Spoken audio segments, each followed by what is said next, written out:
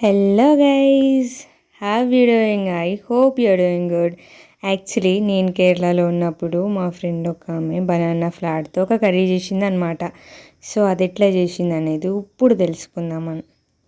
ఆ బనానా ఫ్లవర్ని అట్లా తీసుకొని ఒక టెక్నిక్లో దాన్ని ఇట్లా చిన్నగా చాప్ చేసిందనమాట.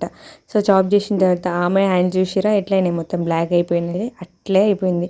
సో దాని తర్వాత దీనికి కావాల్సిన ఇంగ్రీడియంట్ చిన్న baby onions as usual. And దాని తర్వాత మన సైడ్ బొబ్బర్లు ఉంటాయి కదా, సో స్ప్రౌట్స్ లాగా చేసేసింది అనమాట ఆమె ముందు డేనే ఎప్పుడో సోక్ చేసేసి. సో దాంట్లో కొంచెం కావాల్సినంత సాల్ట్ యాడ్ చేసేసింది అనమాట. సో దాని తర్వాత దానిపైన కుక్కర్ లిడ్ పెట్టేసి ఎన్ని విజిల్స్ అంటే కొంచెం మంచిగా కుక్ అయ్యేంత వరకు ఒక 5 to 6 విజిల్స్ పెట్టేసింది.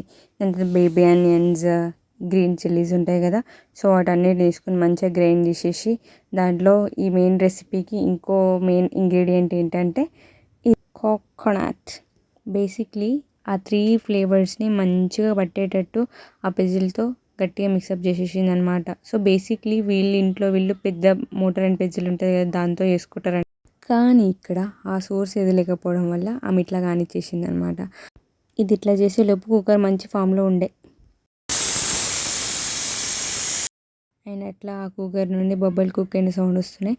అండ్ ఈ మిక్చర్ ఉండే కదా, ఈ baby onions, green chilli, coconut powder, అందులో టర్మరిక్ వేసేసింది, మంచిగా మిక్సప్ చేసేసింది అనమాట. సో బేసిక్లీ ఇది చేసేటప్పుడు ఎట్లుంటుందిరా స్వామి, అంత పచ్చి పచ్చి ఉంటుంది అనుకున్నా, కానీ కొంచెం వేడివేడిగా ఉన్నప్పుడు తింటే మంచిగానే ఉండే. అండ్ యూజువల్లీ ఏంటంటే ఇది ఆఫీస్లో ఎప్పుడు పెడతా ఉండే, కానీ ఇది ఏందా అనుకుంటుండే, అసలు తెలియకపోతుండే. టేస్ట్ చేస్తుంటే కానీ ఇది ఆ బనానా ఫ్లవర్ తోటే చేస్తారా అని అట్లా ఏం తెలియకపోతుండే. అండ్ ఇక్కడ మన బొబ్బలు అయితే కుక్ అయినాయి, కొంచెం అంతా సెమీ కుక్ అయినాయి అనమాట.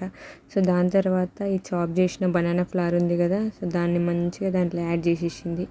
సో ఆ చాప్ చేసిన బనానా ఫ్లవర్లో ముందు కొంచెం అంతా ఆమె కోకోనట్ ఆయిల్ని యాడ్ చేసేసింది.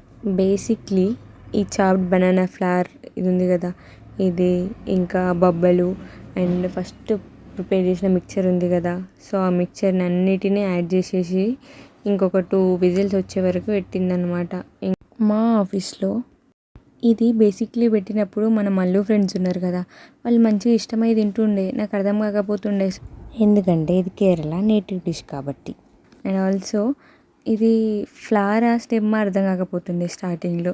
దాని తర్వాత రియలైజ్ ఏంటంటే ఓహో ఇది ఫ్లవర్ అని. అండ్ దాని తర్వాత వీళ్ళు చెప్తుండ్రు లైక్ ఒక చెట్టుకి ఒకటే ఫ్లవర్ వస్తుందంట, దాని తర్వాత ఆ చెట్టుని తీసేస్తారంట. ఈమె అయితే చెప్పింది అట్లా. అండ్ చాలా డిఫరెంట్ కైండ్స్ ఆఫ్ వెరైటీస్ ఉంటాయంట ఈ ఫ్లవర్స్లో కూడా. ఈ వంట చేస్తున్నంతసేపు మనకు వచ్చి రాని మలయాళంలో నాకు నా డౌట్స్ కొన్ని అడిగిన వంటల గురించి, అండ్ ఆమె కూడా నాకు చెప్పిందనమాట. అండ్ ఇది కుక్ అయిన తర్వాత అట్లా కోకోనట్ ఆయిల్ని వేసేసి దాన్ని మంచిగా మళ్ళీ మిక్సప్ చేసేసింది. సో చూస్తున్నారు కదా, బేసిక్లీ ఇక్కడ ఫ్రైడ్ లాగా అట్లా ఏం లేదు. మోస్ట్లీ ఈ రెసిపీ మొత్తం స్టీమ్ తోటే కుక్ అయినట్టు అనిపిస్తుందిలే మీకు కూడా. అండ్ ఎక్కడన్నా జర్ర అంతా జస్ట్ అట్లా కోకోనట్ ఆయిల్ వేసేసింది. సో ఇది వేడిగా ఉన్నప్పుడే ఇట్లా మిక్సప్ చేసేయాలన్నమాట. ఇందులో ఒక 2 to 3 మినిట్స్ వరకు ఆమె కంటిన్యూస్గా స్టిర్ చేస్తూనే ఉంది. ఎందుకంటే ఈ వేసిన మిక్చర్ ఉంది కదా, ఆ కోకోనట్ మిక్చర్ ఒకటి, ఈ ఫ్లవర్స్తో ఒకటి, అండ్ ఇంకొకటి ఆ బొబ్బలు, సో అవన్నీ మంచిగా మిక్సప్ కావాలి. అవన్నీ అయిన తర్వాత మెత్తగా అయ్యి ఆ ఫ్లేవర్స్ అన్నీ ఒకదానికొకటి మెర్జ్ అయిపోతాయి. అండ్ ఏంటంటే ఈ డిష్ నేమ్ చెప్పడం మర్చిపోయినా కదా, బేసిక్లీ ఇది డిఫరెంట్గా ఉంటుంది. కుంభం పాయిరం తోరన్ అనేసి ఉంటుంది. బేసిక్లీ ఫస్ట్ అది విన్నప్పుడు నాకు అనడానికి రాకుండే, అండ్ దాని తర్వాత దాన్ని గుర్తుంచుకొని ఒక మినీ యుద్ధమే చేసిన. కుంభం పాయిరం తోరన్, కుంభం పాయిరం తోరన్ అట్లా 2-3 సార్లు అయిన తర్వాత గుర్తుంది. And here goose the result of final dish.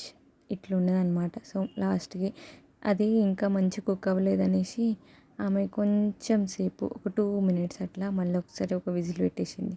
So దాని తర్వాత లాస్ట్కి ఇట్లా వచ్చింది రిజల్ట్. కానీ టేస్ట్ మాత్రం బాగానే ఉంది. You can try it people. By guys.